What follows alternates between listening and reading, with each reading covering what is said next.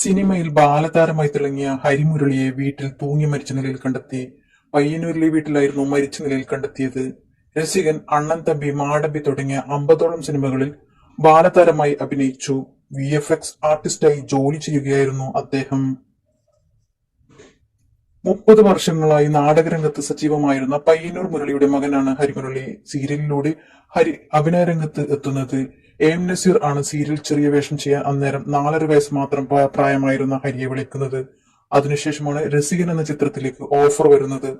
രസികനിലെ വേഷം പ്രേക്ഷക ശ്രദ്ധ നേടി. രസികന് ശേഷം അൻവർ സംവിധാനം ചെയ്ത അണ്ണൻ തമ്പി, മാടമ്പി, ഡോൺ, പട്ടണത്തിൽ ഭൂതം തുടങ്ങി ഉലകം ചുറ്റും വാലിബൻ വരെ 10-15ഓളം സിനിമകളിൽ ബാലതാരമായി ഹരി അഭിനയിച്ചു.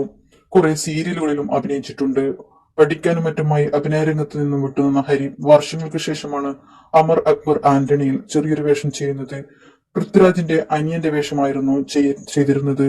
പയ്യന്നൂർ ബേബി മെമ്മോറിയൽ ആശുപത്രിയിൽ മോർച്ചറിയിൽ സൂക്ഷിച്ചു.